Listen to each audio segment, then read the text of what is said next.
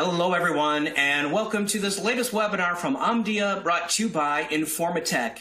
My name is Alan Tatara, Senior Event Manager for the Omdia webinar team, and I want to thank everyone for joining us. Today, we'll discuss how to survive the encrypted network traffic apocalypse. So our panel will explore how you can ensure successful decryption and continued traffic visibility, all while mitigating the risk of potential threats lurking in encrypted traffic flows. Our webinar is co-presented by Omdia and our partners Enea Qosmos, F5 Networks, and Juniper Networks. All right, so before we continue, let me just highlight some of the features available for you on our webinar. So the console that you're looking at, it is completely customizable. So this means you can open, close, move, or resize any of the windows and arrange the console to your preference. Now, at the bottom of your console, there are a number of application widgets.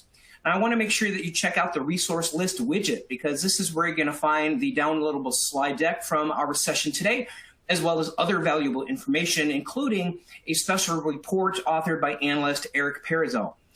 You can also join in on the conversation via Twitter. Just make sure you follow us using the hashtag Encryption. We will have a live Q&A session directly after our presentation, so please remember to submit your questions or comments at any time by using that Q&A window that you see on the left side of your screen. This webinar is being recorded, and we will send out the on-demand version to you within about 24 hours. And finally, if you experience any technical issues, just click on that question mark widget, and you will get the answers that you need.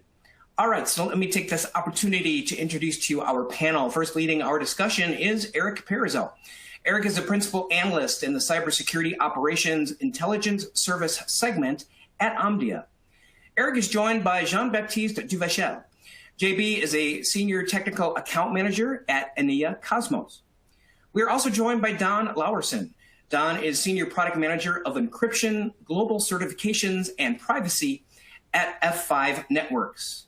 And rounding out our panel, we have Mike Spanbauer.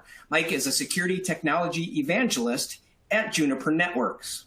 So welcome to our panel. It is great to have you with us today. So Eric, let's get things started. I will now turn it over to you. All right, Alan, thank you so much. And thank you to everyone joining us live or on demand today. Enterprise network visibility is one of the most important challenges in enterprise security today. And while network encryption is one of the most important safeguards we have for our businesses, governments, and even our freedoms, because of the evolution of encryption, security and visibility can actually be at odds in some interesting ways. So I'm excited to have this conversation with you today. But before we begin, again, a special thanks to our partners, Enea, F5, and Juniper Networks, for being part of the conversation today. Now, it's going to be a fast-paced discussion. We're going to cover a lot of ground, but I think you'll enjoy it. So I'm sure at least a few of you saw the title of this webinar and asked yourselves, I know encrypted network traffic is complicated, but is it really an apocalypse? That seems very strong. Well, we'll get to that in a minute, but I wanted to highlight some numbers as part of my research on encrypted network traffic in context with overall internet traffic. And we're not going to do a deep dive here, but you can see the numbers. In just 15 years, the overall volume of traffic on the internet increased 10,000%. It's a number so big that it's hard for our brains to even process. It's amazing. Most recently, though, we've seen a pretty big flip on the encrypted traffic side. Just a few years ago, the majority of traffic was not being encrypted, to now where the vast majority of the traffic arriving at the enterprise network perimeter now is encrypted. Now, Don Lauerson from F5 will talk more about this in a minute, but the biggest drivers of that change, one, Google making SSL a factor in website reputation analysis and search engine optimization algorithms, and two is just Netflix. When Netflix encrypted its traffic 5 years ago, 2/3 of the network traffic in North America became encrypted almost overnight. And as I said earlier, encryption is critical for maintaining integrity and confidentiality of data of all kinds, business and personal. But when network traffic is encrypted, visibility into that traffic is severely limited. Our panel today will talk about some of the ways you can work around that, but in Omdia's opinion, the only way today to be 100% sure that encrypted traffic is not malicious is still to decrypt and inspect it. Now, most organizations do not do that today. Our research shows that 1 in 10 enterprises decrypts and inspects encrypted inbound traffic. Why not? Why not more? It's complicated, it's expensive, it can be a network performance challenge, and typically it involves a heavy on-prem appliance deployment that many enterprises are trying to get away from, frankly. And the evolution of encryption protocols is only adding to that challenge, as we'll discuss. Now, unfortunately, your adversaries are aware of all these things, and as a result, they've been taking advantage of encryption for years. The headlines here on the screen from our teammates over at darkreading.com show just a sampling of the various ways attackers use and abuse encryption. Most often, it's using encryption to cloak malware on the way into the enterprise and avoid perimeter defenses, and then using encryption again once it's time to exfiltrate data so you cannot see and don't realize what's leaving your organization in an incident. Now, any one incident like that is not an apocalypse for the world, but it may be an apocalypse for your organization if it happens to you. We've seen it happen too many times, and that's not where you want to be. And that's why it's important to understand the changing landscape around network visibility. We're going to get a lot into this as we go along, a lot of detail, but let's begin by digging into the importance of network traffic visibility. Now, I've researched both security infrastructure and operations like issues like threat detection and response for quite some time. And in both areas, I can confidently say that the absolute foundation of just about everything you do as a practitioner is going to be network security visibility. Now, I've said it many times, but it's very difficult, if not impossible, to identify what you cannot see. I love this freight container imagery here because it illustrates the obfuscation problem perfectly. It's like an encrypted packet. The contents of each container here could be dramatically different, but you don't know for sure until you take a look inside. To be able to see and stop a cyber attack, you have to know what's happening on your network. And to do that, an organization must be able to monitor, capture, identify, and analyze network traffic flows into, across, and usually also out of its network environment.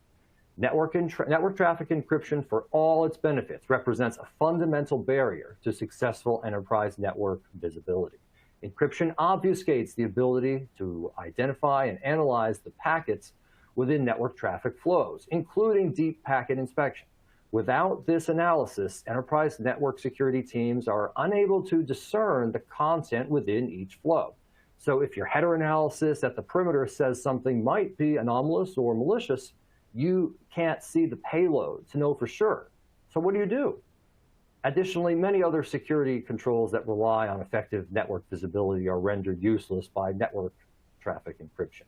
So with that, let me introduce the first of our panelists. I am so pleased to have him with us today, someone I've known for many years and one of the industry's most distinguished authorities on enterprise network security. Mike Spanbauer is technology evangelist with Juniper Networks, and he's going to talk a bit about the intersection of security and privacy. Mike, please take it away. Thank you, Eric, and welcome everyone. So encryption is certainly a challenge, as Eric's well alluded to, and his research as well as others support the efficacy that actors are seeing using it in their attacks, in their approaches to really get inside of enterprise organizations the world around.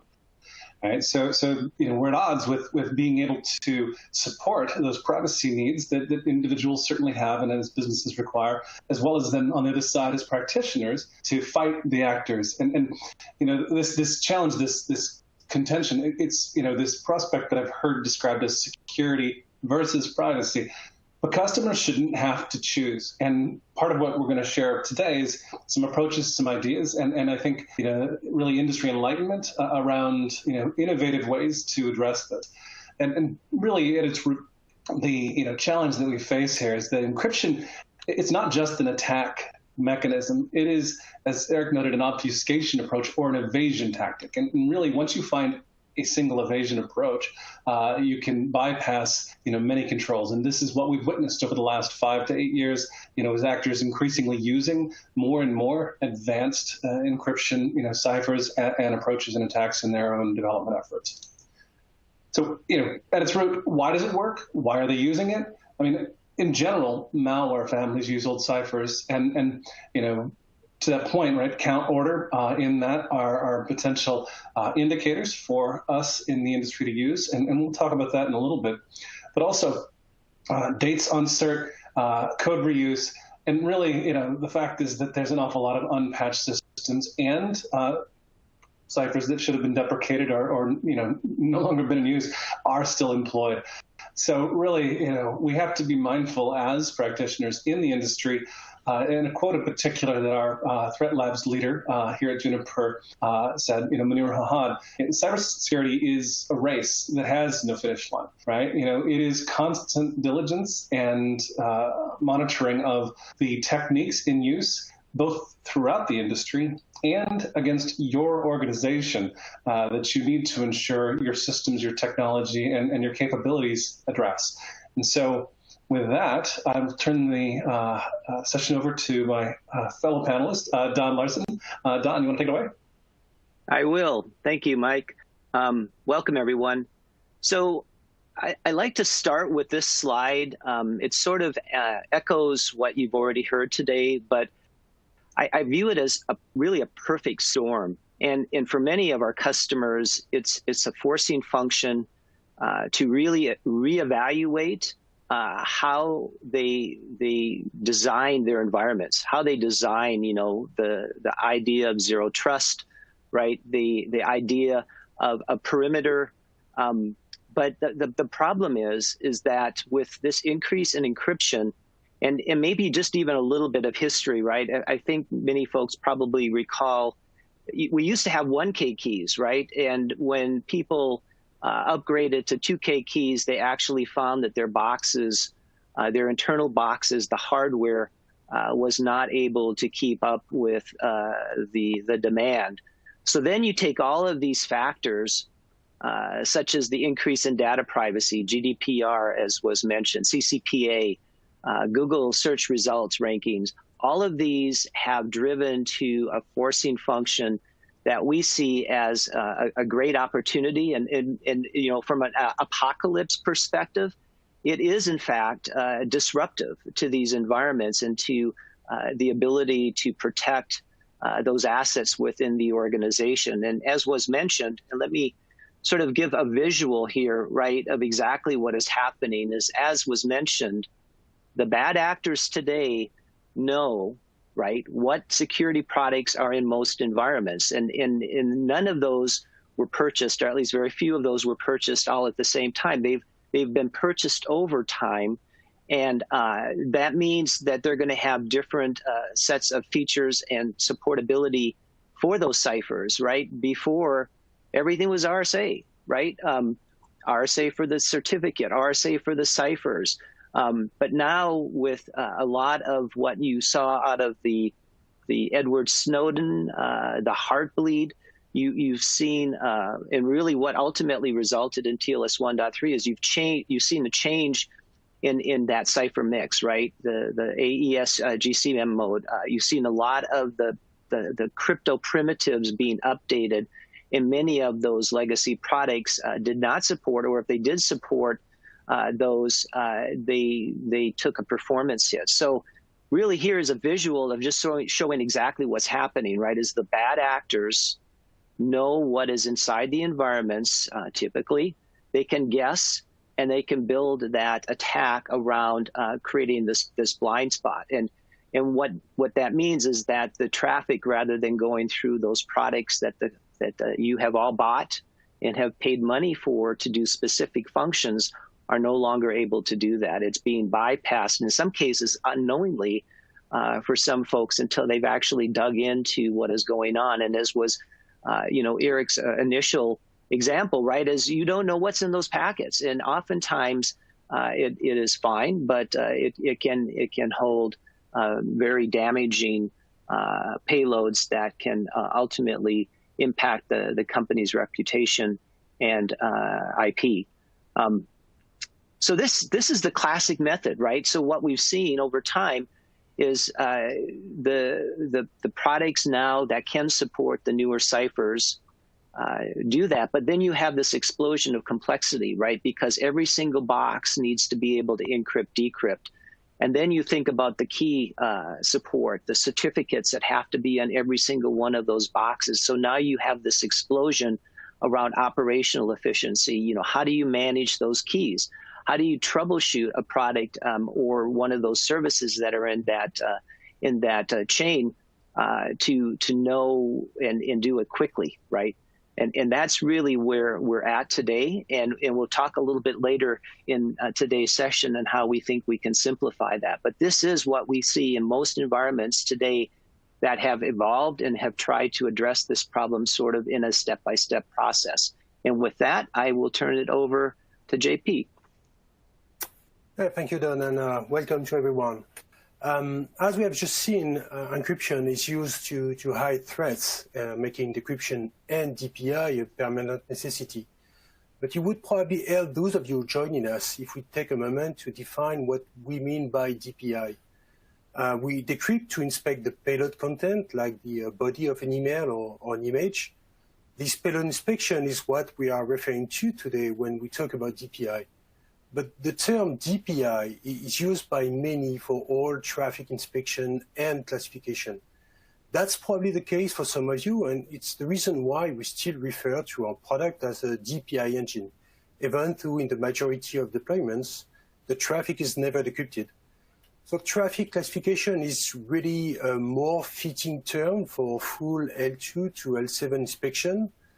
But whatever label you use, it's a critical building block for all networking and security solutions. So now let's look at how cybersecurity applications use traffic classification on encrypted flows. Using DLP as an example, the classification engine is embedded to, one, gather important application visibility, and two, enable decryption to be used very selectively. Let's start at the bottom. The encrypted traffic flowing by is initially run through a first packet processor. Whether a flow is encrypted or not, first packet processing can be used to identify an application or service, like a connection to Office 365. At this point, depending on the application, you can go ahead and apply rules, like letting the traffic pass without further analysis. As an example, with an IPsec tunnel, there's no advanced processing needed. You can accept or just deny it from the first packet. If you need to analyze the flow further, then you apply full encrypted traffic classification based on the analysis of multiple packets. For example, this is where you can detect SharePoint or Microsoft Teams over Office 365. Certain higher level security rules can be applied at this stage without decrypting traffic. For example, a rule based on entropy on DNS request. But if your DLP application needs more granular information, like checking for highly classified material, then you can decrypt the flow and run DPI. So as you can see, the classification engine gives you the visibility needed to detect possible threats while using decryption and DPI on selective flows only. So now, how do we classify flows today? Well, we use a lot of different techniques that make use of the data that remains clear, even in encrypted flows. For example, from the very first packet, we can use known IP addresses or ports or even correlation with DNS traffic to identify the service provider. Google services and the most popular SaaS application can easily be detected using one of those techniques. For the full ETC, we can classify a flow based on the domain name from the SSL certificate or the DNS request. Such information provides more granularity and allows detection of sub-services. For those complex applications with proprietary encryption, such as Skype or the peer-to-peer protocols, we can look for binary patterns or just analyze the behavior of the flows. This all works very well today, but there are changes on the horizon that will impact these visibility strategies. So now I'm passing over to Eric.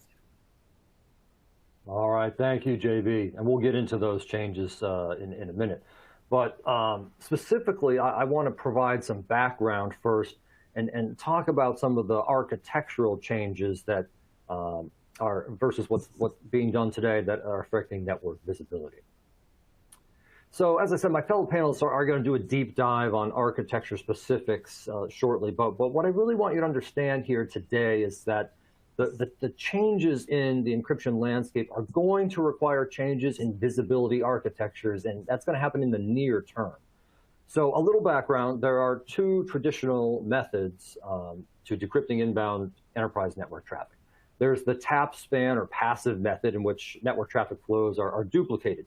The original flows continue on to its destination in most cases, and the duplicate stream is decrypted and inspected by any number of security systems, or it's just streamed to disk and decrypts later or as needed.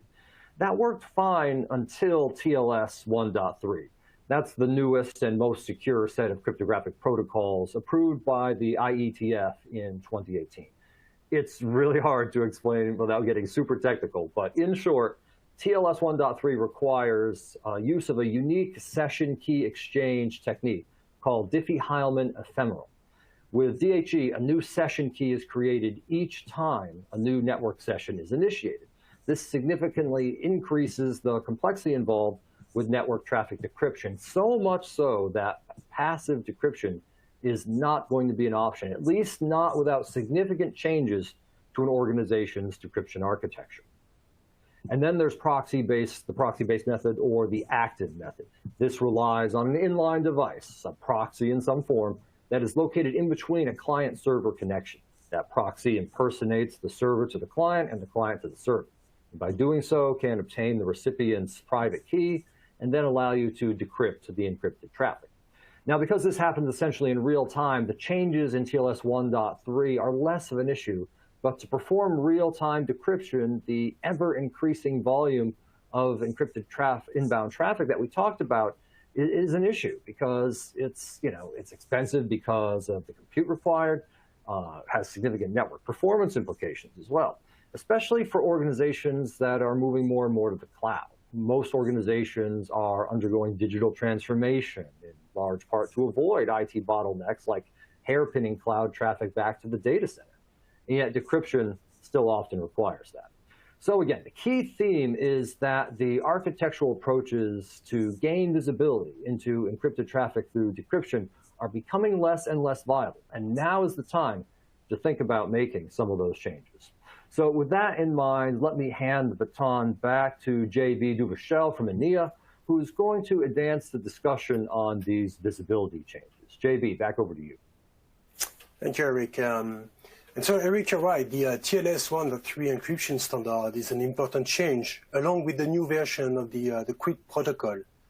Under both, some data that was previously available in clear are now encrypted. DNS exchanges will be soon encrypted as well. This means there will be very limited data left for analytics without decryption. A few metadata from protocol layers and basic flow information, such as the IP address and the port. In addition, the SSL pinning will make it impossible in some circumstances to deploy a proxy server to perform decryption. In some, decryption and payload inspection are going to become more difficult and expensive, and many of the algorithms currently used to classify traffic or perform other analytics like malware detection are going to break. So new strategies here are needed, and Don will now explain the first one. Yes, thank you. And the end of the day, right, is security and encryption should be invisible.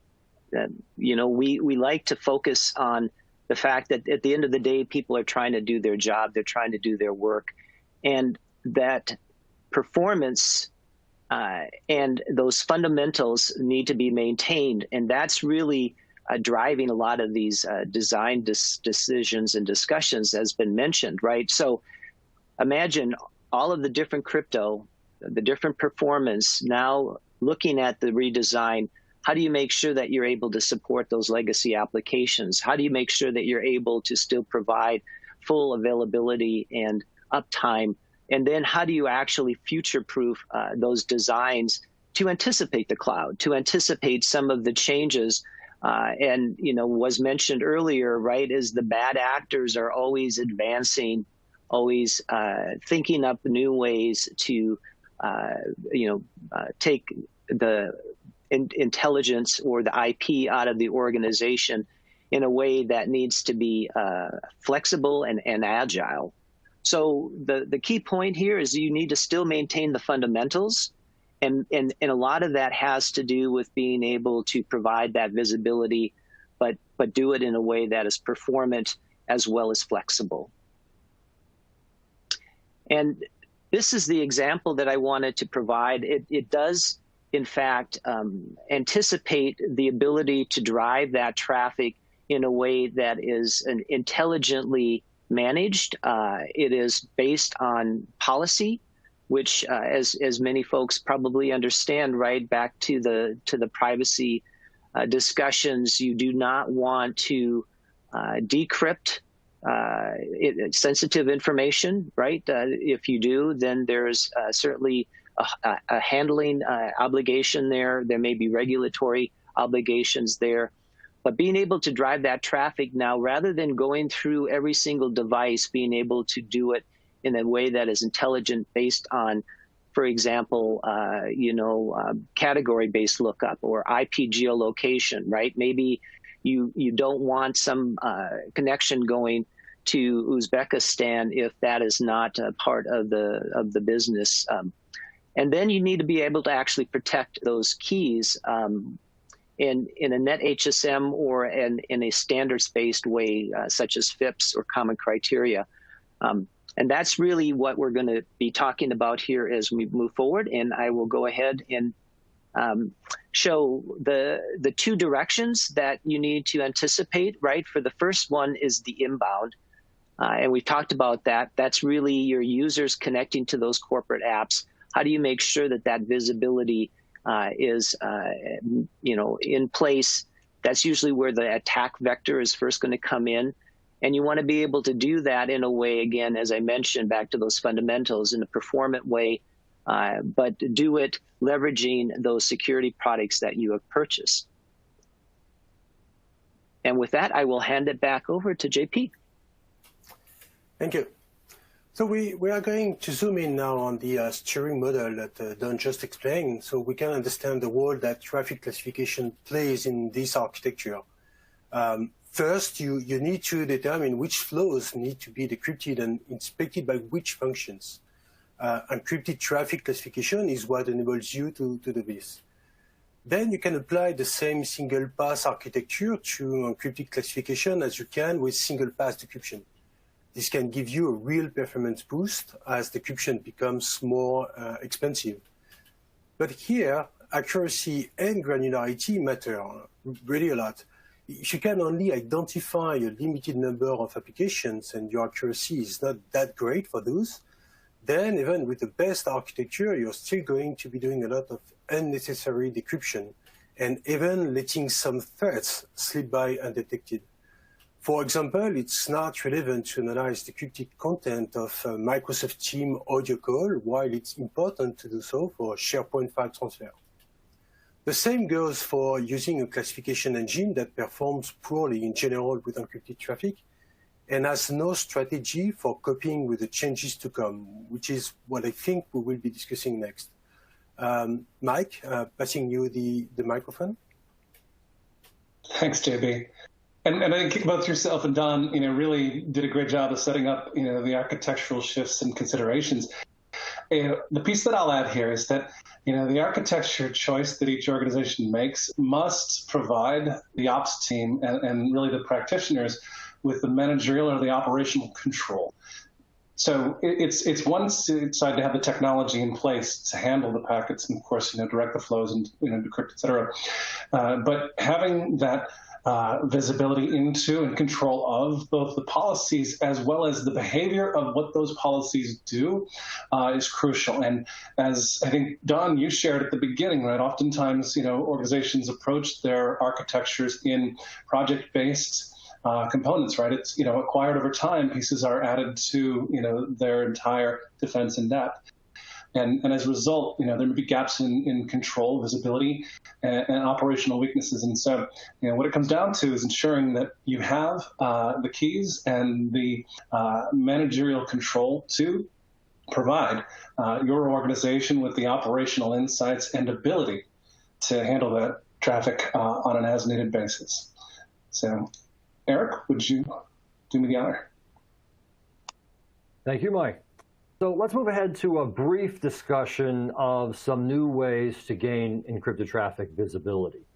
In our research on emerging alternative approaches, Omdia identified 3 primary categories, and due to time, we're only going to touch on each one briefly. But if you're an Omdia subscriber, you have access to my report, Fundamentals of Network Traffic Decryption and Risk Management, where I offer a very deep dive on each of these.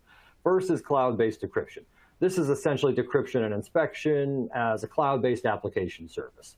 It is often a feature of a broader security platform offered by a vendor or a service provider. We generally refer to these as Zero Trust Access or ZTA platforms, but another research firm you might have heard of also calls it SASE. The benefit is that the vendor handles all the messiness of decryption and inspection for you. The biggest downside is that most vendors are pretty limited today to specific types of traffic or specific protocols, such as only HTTPS traffic, for example, or limited to web domains that are unknown or uncertain to be non-malicious. Second approach is called session key forwarding, also referred to as symmetric key interception. SKF uses a probe or agent to copy encryption keys from host memory during the TLS handshake process. This happens in a matter of milliseconds before the encryption key exchange is complete. And just as quickly, those keys can be shared with a separate decryption system before the network session's first encrypted packet even arrives. It's a brilliantly efficient method that greatly reduces the compute power needed to obtain key pairs, and it's compatible with many existing network and security solutions. But it's the most nascent of the 3 approaches, so its long-term effectiveness still needs to be borne out. And it also requires an agent or microservice on all endpoints. Finally is encrypted traffic inference. ETI involves capturing and analyzing an encrypted network session's flow data attributes, including DNS metadata, TLS handshake information, and HTTP packet headers. By identifying certain patterns related to sequence of packet length and times or byte distribution and many others, it has proven possible to identify malicious elements within an encrypted traffic flow with few, if any, false positives, all without ever actually decrypting the traffic. The best way to think of ETI, it's like recreating a puzzle picture, but only using a handful of the puzzle pieces. Now, the potential benefits of ETI are huge in a variety of ways, but particularly for compliance. Decryption often involves the risk of violating user privacy. There's also probably the most controversy with ETI, however, with some vendors positioning it as an alternative to decryption. It's too early to make a call on that according to Omdia, but it definitely has the potential to dramatically reduce the amount of traffic an organization has to encrypt, and that is very significant.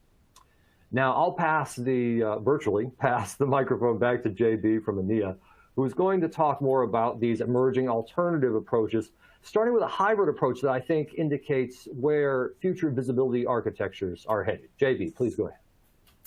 Yeah, thank you, Eric. So as you mentioned, one alternative approach is to use the ETI as we do for traffic classification and to perform classification and decryption in the cloud. So here you will recognize the steering model with the single pass traffic classification. It's a model well suited to the cloud, to the SASE architectures and to the service-based model in 5G deployments. One of the main differences here is that the form factors are changing with a gradual evolution from delivering key functions in the form of black box appliances to containerized microservices.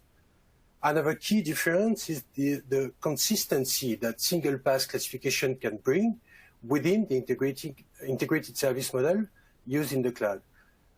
As it is now, we repeat the same action several times with disconnected solutions, with the risk that each action returns something different. For example, one solution labels the flow as YouTube, while the other as Google Video.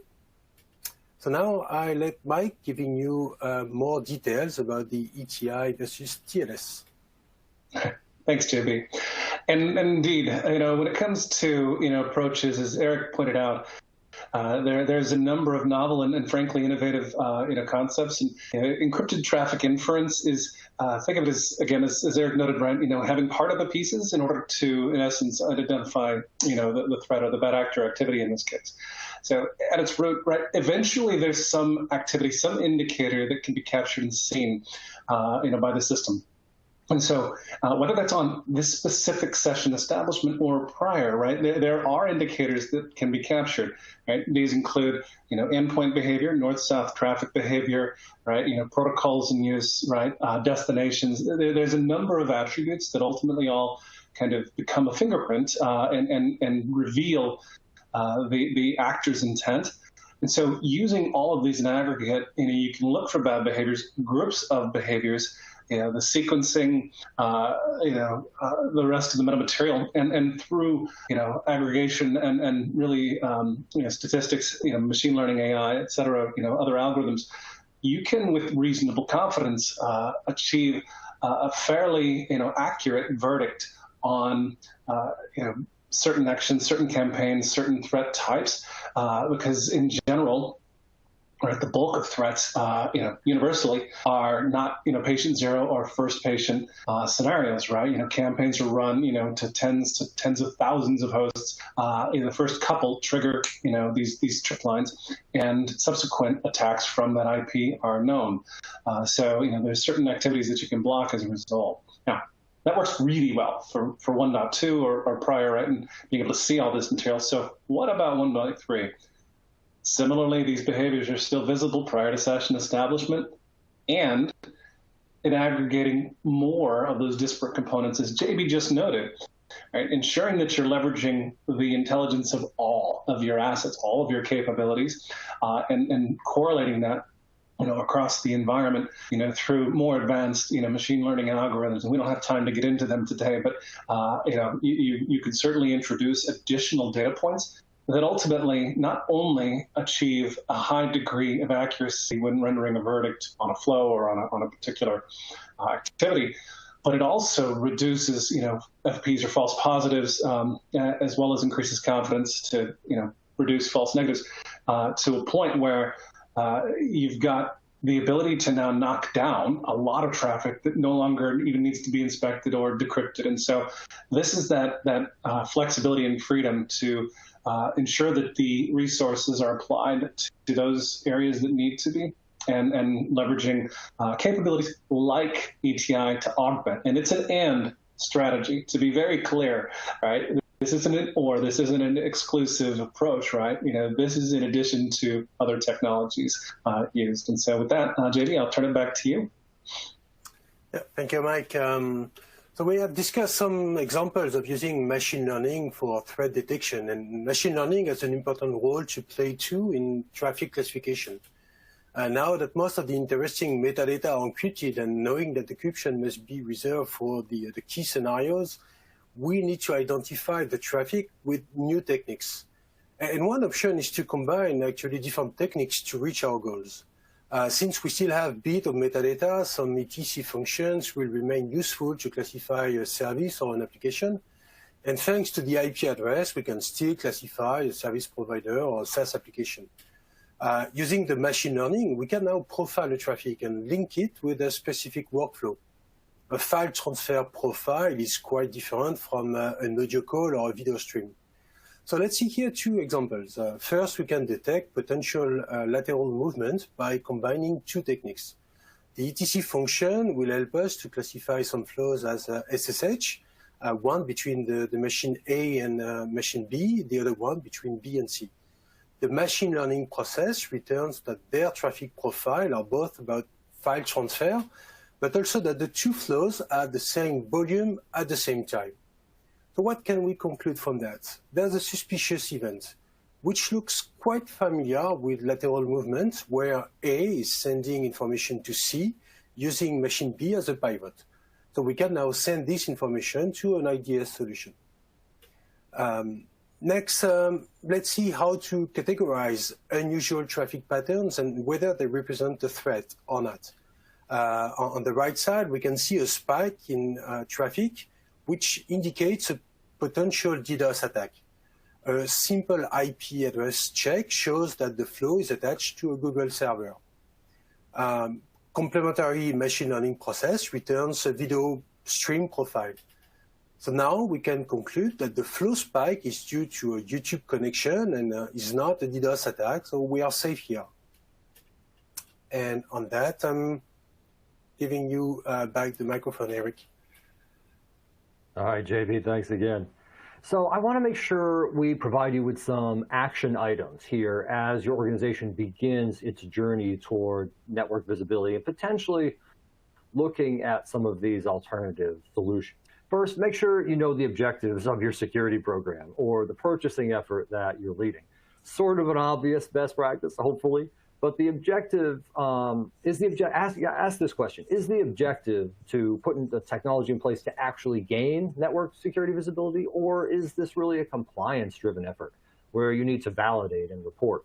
Your objectives should be a lot more specific, of course, but make sure you know what they are so they can guide your effort. It should be clear by now that I'm a huge believer in the importance of network visibility. In my view, it's hard to see how a security program can succeed if you don't have that foundation of visibility to build on. So if that's not a tenet of your program today, I would recommend pulling the emergency brake and asking why that is. Now, ideally, you're going to have some solutions and processes that provide you with some level of visibility today that are already in place. Make sure that's not just point-in-time visibility, but rather a capability you're gathering and analyzing on an ongoing basis to assess your security posture and identify gaps in visibility, and then build from there.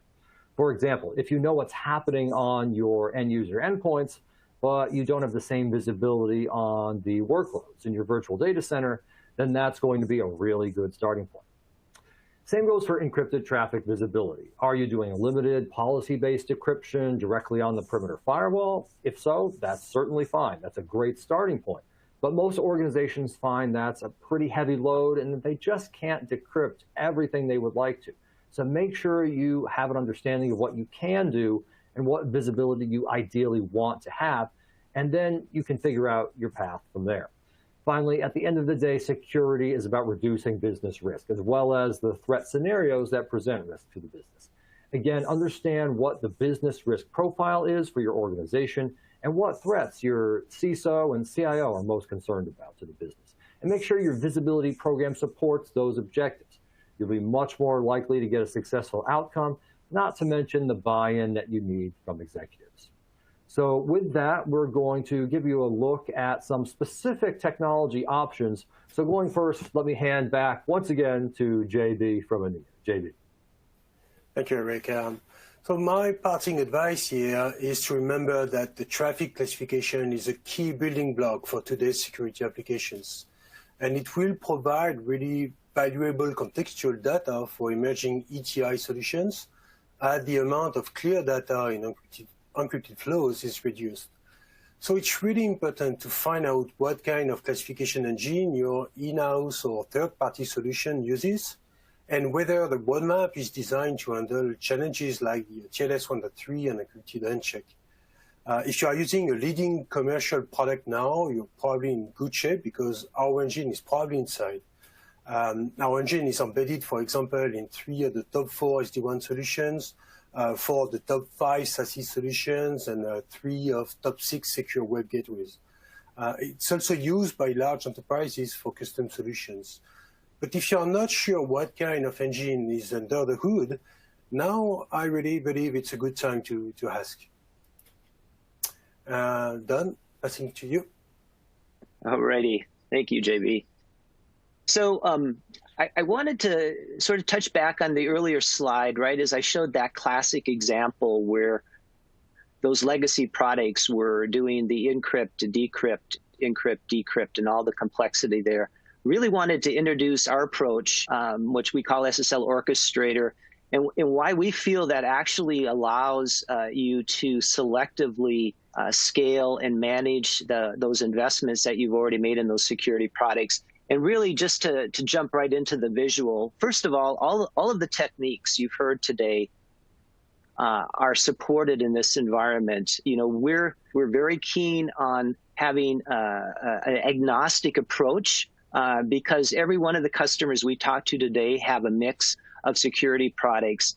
And it's really not about the particular vendor, but it's about what service they provide and how they're deployed, whether they're L2, L3. So what we do here is we actually remove the burden. We do the encryption, decryption, we do the key management, and we do the key protection. And we then allow those products that were originally designed to serve that service or that specific security function to do that in the clear. And we do that in a hub and spoke model, which actually allows that traffic then to be steered, for example, to all of your Palos, or maybe to your Junipers, or to your Semantic.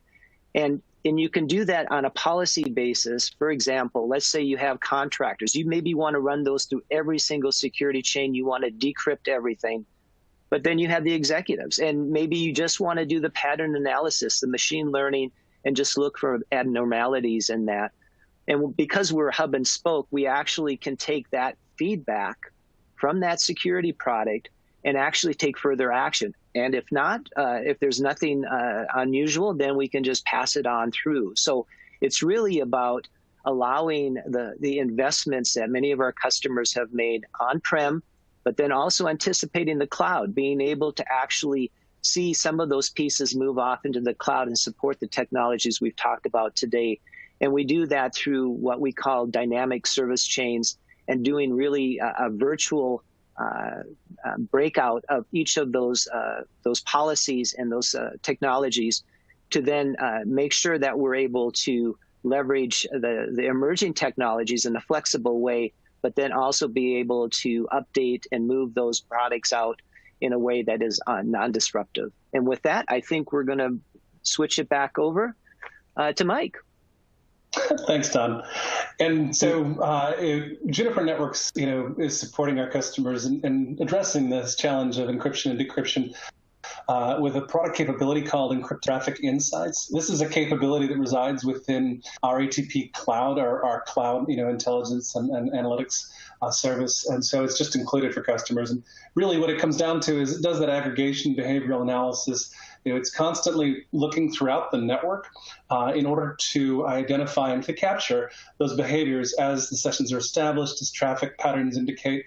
And so, even after the connection's established and the keys are exchanged, the fact between two clients, for example, in the lateral scenario, there are going to be kind of clear indicators. And so by leveraging not just the security appliances, but also the intelligence telemetry throughout the infrastructure, we're able to aggregate that and to identify, these activities, which further enriches that behavioral insight. And through this, we have a high degree of accuracy.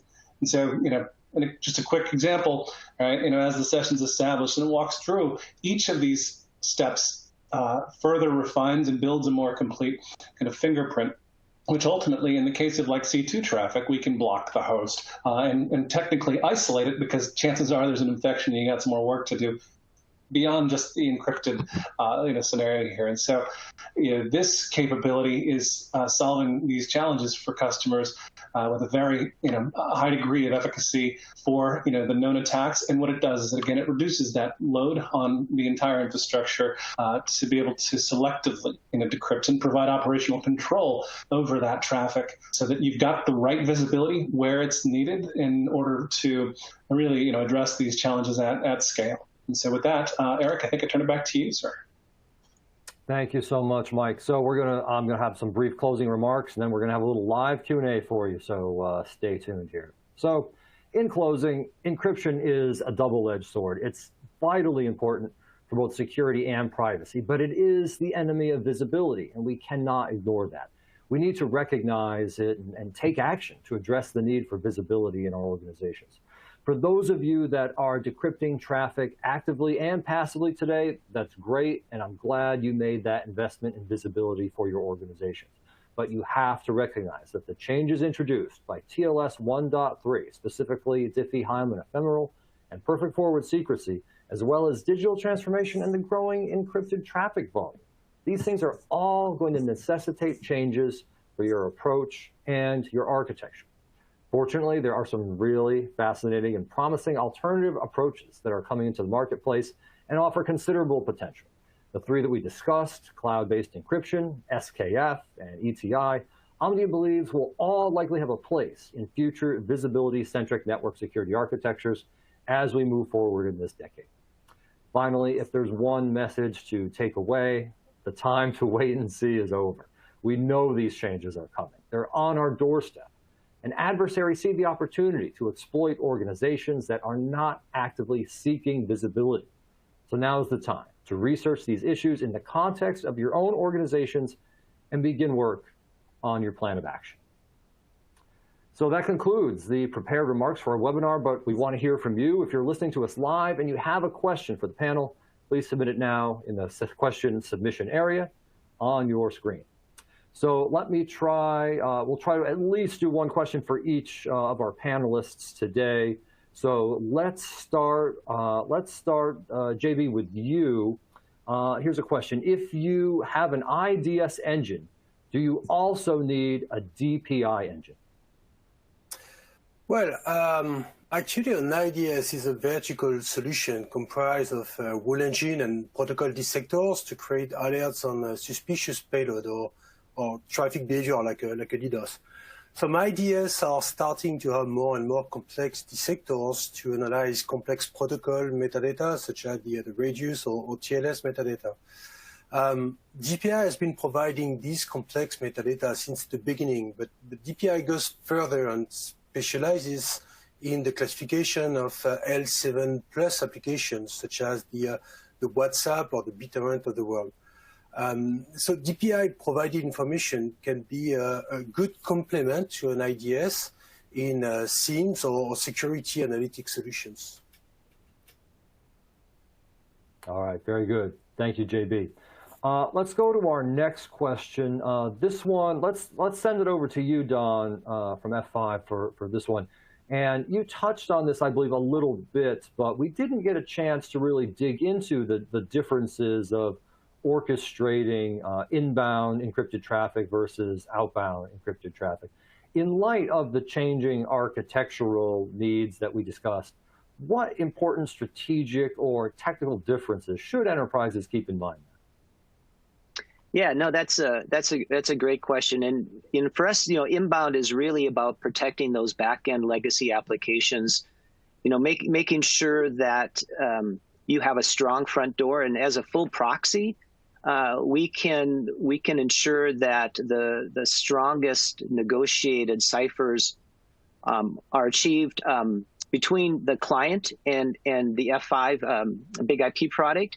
And then, depending on the back end, they may be legacy applications that only support TLS 1.1, and making sure that whatever is supported is negotiated. And then with SSL Orchestrator, we can create that service chain, so we can actually simplify the passage or the decision making, again, as a full proxy, where that traffic gets steered into what of those security products are. And again, because they're virtual chains, you can remove or add those to update as needed. The outbound is very interesting, and that tends to be more of a dedicated solution. And that's really where we're acting, again, as you mentioned earlier, as an authoritative man in the middle, where we're caching that information and then making sure that it is going to the right place based on the right policies that you've established. But both of them have different performance characteristics, and both of them, as we've seen, tend to be required in a total solution where one or the other is typically not enough, because as I mentioned, the inbound typically is the attack vector, and then outbound is usually where the exfiltration takes place. So hopefully that helps. That's great. Thank you, Don. I think we have time to squeeze in one last question. So this one is on one of the emerging approaches, ETI. So Mike, I'll direct this one over to you. And of course, Juniper Networks has long been working not only on network traffic visibility, but also been one of the early leaders in one of those emerging approaches, ETI, as I mentioned, encrypted traffic inference. So as someone who has seen this technology begin to evolve even before your time at Juniper, how much potential do you think ETI has? And are there drawbacks with things like false positives? It's a great question, Eric. I do think that ETI holds considerable value and capabilities for organizations. We've seen with our customers that our ETI product that does encrypted traffic inference offers considerably higher accuracy than I would have even estimated initially. And what I witness is that 80%, a bit over 80% generally, of all traffic based on known behaviors is effectively blocked without need for decryption. Again, reducing the overhead on the system and really the burden of traffic across the rest of the infrastructure in order to effectively protect against threats. And in particular, I think, and actually you just noted this well done, that it's not just about the inbound tactics and capabilities, because generally speaking, while there are primary communications that come in from the outside via an encryption mechanism, the most nefarious or more challenging threats are those things that land and then ultimately establish that connection on the outbound. So, C2 details or secondary payload actions and so forth. Those are what actors are employing in most of their campaigns. And I think, at this point, it's probably greater than 75 or 78% based on the last data point.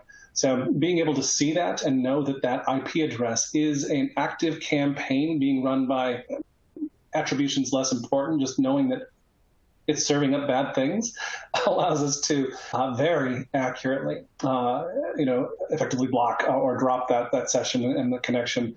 So that the false positive rates that we've witnessed are well less than 1%. And truly in this world with some gates or challenges around that visibility, that's pretty impressive. As a guy who tested technologies for 10 years for much of the world's industries, I've seen an awful lot, and I think that those rates, that performance is very good. There's still room for improvement, of course, but it's one of the best in the industry right now. Well, you're right, and it's certainly one of a number of fascinating developments in terms of improved visibility alternatives that are coming, as we discussed, and I think it gives us a lot of hope for the future. So, gentlemen, fantastic conversation today. Thank you so much for joining us and being a part of it. So for a few final words, let me hand things back to our host, Alan Tatera. Alan. Thank you, Eric. And I do also want to thank everyone for participating on our webinar today and for submitting your questions and comments. We do truly appreciate that. I do want to thank Eric for leading our discussion today, and a special thank you to JB, Don, and Mike as well for this very informative discussion. So an archived version of this webinar will be made available shortly. In fact, we'll be sending you an audience link on how you can access that archive. So feel free to come back, view this session again, or even pass it along and share it with your colleagues. Now, you're going to see a survey pop up at the conclusion of our webinar. We'd love to get your feedback, so please take a few moments to complete that. And please continue to follow us on Twitter and LinkedIn for information on future webinars from Omdia, brought to you by Informatech. So again, thank you for joining us, and have a great rest of your day.